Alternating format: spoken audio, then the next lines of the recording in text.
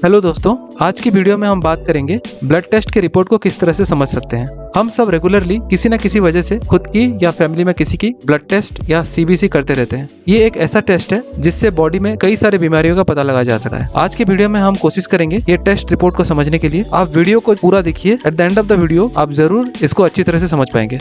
ये एक real blood test का रिपोर्ट है। इसको ऐसे देखेंगे तो शायद कुछ समझ में ना आएगा। यहाँ मेंशन हर एक पैरामीटर को अच्छे से समझेंगे। वीडियो के अंत में ये रिपोर्ट दोबारा दिखाऊंगा और हम मिलके इसको समझेंगे।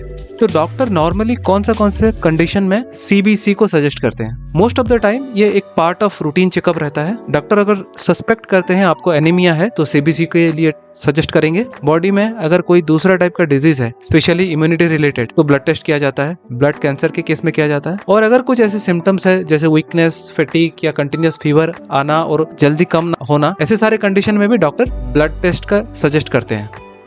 पहले समझेंगे ब्लड एंड ब्लड के कंपोनेंट्स के बारे में। ब्लड एक स्पेशलाइज्ड फ्लूइड है जो हर एक इंसान के शरीर में कंटिन्यूअस फ्लो होता रहता है। इसका नॉर्मल वॉल्यूम 5 से 5.5 लीटर का होता है। मतलब एक इंसान के शरीर में इतनी वॉल्यूम की ब्लड फ्लो होता है। ब्लड का main function oxygen and nutrients carry करना होता है to all the organs of the body. Blood के 4 कंपोनेंट्स होते हैं: plasma, RBC, WBC and platelets.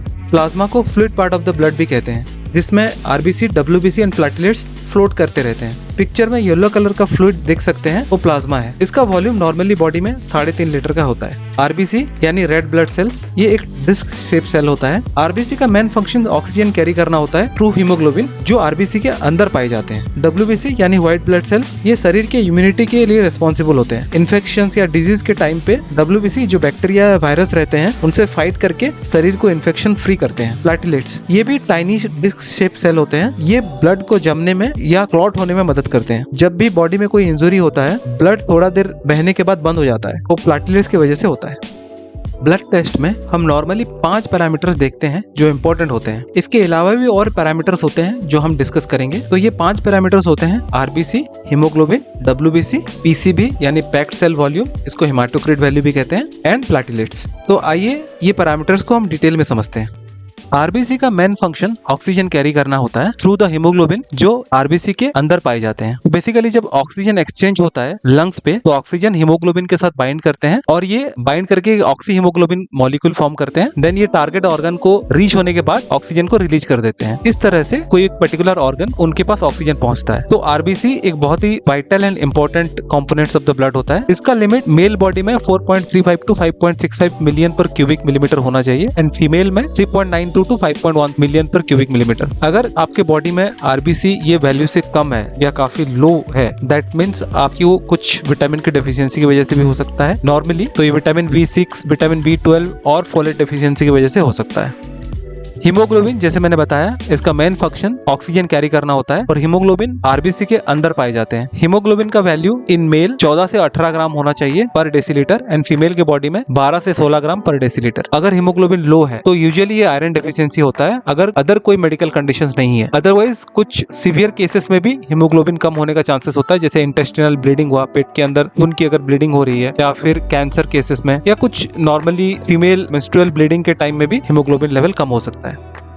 WBC white blood cells, कुछ रिपोर्ट में इसको टीएलसी भी मेंशन किया जाता है, that is total leucocyte count. तो ये डिफरेंट टाइप के ब्लड सेल्स होते हैं, व्हाइट ब्लड सेल्स होते हैं, मोनोसाइट, यूरेसोफिल्स, लिम्फोसाइट्स एंड न्यूट्रोफिल्स। ये बेसिकली अगर उनके अंदर ग्रैन्यूल्स है तो ग्रैनुलोसाइट्स होते हैं, जो ऊपर का 3 देख सकते हैं, और अगर उनके अंदर ग्रैन्यूल्स नहीं है तो उसको एग्रैनुलोसाइट्स भी कह सकते हैं। तो इसका नॉर्मल रेंज 4500 से लेके 11000 सेल्स पर क्यूबिक मिलीमीटर होना चाहिए। कोई भी कंडीशन में अगर बॉडी में डब्ल्यूबीसी बहुत ज्यादा है या बहुत कम है, दोनों सिचुएशंस डेंजरस होते हैं। High white blood cells presence को ल्यूकोसाइटोसिस कहते हैं। ये basically infections, allergic reactions, immunity issues और बोन मैरो डिजीज में होता है। लो डब्ल्यूबीसी लेवल को ल्यूकोपेनिया कहते हैं। ये बेसिकली अगर कुछ कैंसर मेडिकेशंस चल रहा है, एचआईवी या हेपेटाइटिस का इन्फेक्शंस है, आर्थराइटिस और एंटीसाइकोटिक मेडिकेशंस पे पेशेंट है, तो उस केसेस में ये लो हो जाता है। जब भी डब्ल्यूबीसी का लेवल बॉडी में लो होता है, दैट मीन्स आपका बॉडी में इम्यूनिटी लो हो जाता है। पीसीबी पैक्ड सेल वॉल्यूम या haematocrit value. PCV basically percentage of blood that is made up of cells. Basically blood में आपका कितना परसेंट सेल्स है उसको पैक्ड सेल वॉल्यूम बोलते हैं। जैसे ये पिक्चर में आप देख सकते हैं, यहाँ पे रेड ब्लड सेल्स आपका 41% है, व्हाइट ब्लड सेल 4% है and the rest of the 55% plasma. That means ये पर्टिकुलर टेस्ट में 45% पीसीबी है। सो नॉर्मली एक मेल में पीसीबी वैल्यू 38 to 48% होना चाहिए एंड फीमेल में 35 to 45%। पीसीबी वैल्यू अगर कम है तो एनीमिया हो सकता है और कुछ आउटसाइड कंडीशन की वजह से भी पीसीबी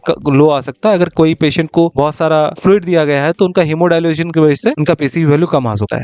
प्लेटलेट्स ब्लड क्लॉटिंग में बहुत हेल्प करते हैं। उनका फंक्शंस बेसिकली ब्लड क्लॉटिंग होना होता है। जब भी बॉडी के कोई पार्ट में इंजरी होता है तो पहले प्लेटलेट्स वहाँ पे एक लेयर बना देते हैं। उस लेयर धीरे धीरे ब्लड को ज्यादा फ्लो होने में रोकता है। प्लेटलेट्स लेवल अगर बॉडी में बहुत कम हो गया तो बॉडी के इंटरनल ब्लीडिंग होना शुरू हो जाता है। स्पेशली डेंगू केस में आप सुने होंगे, डेंगू केस में प्लेटलेट्स लेवल बहुत कम हो जाता है और तब पेशेंट का कंडीशन अगर सीरियस हो जाता है तो बॉडी में इंटरनल ब्लीडिंग होना शुरू हो जाता है। प्लेटलेट्स का नॉर्मल रेंज एक ह्यूमन बॉडी में 1.5 लाख से लेकर 4.5 लाख पर माइक्रोलीटर होना चाहिए। अगर ये 4.5 लाख से ज्यादा है तो दैट इज कॉल्ड थ्रोम्बोसाइटोसिस। अगर 1.5 लाख से कम है थ्रोम्बोसाइटोपेनिया। डॉक्टर हमेशा चेक करते हैं कि प्लेटलेट्स लेवल एडिक्वेट है या नहीं है। अगर डेंगू फीवर के टाइम में अगर प्लेटलेट्स जब बहुत कम हो जाता है तो बाहर से प्लेटलेट्स पेशेंट को देना पड़ता है।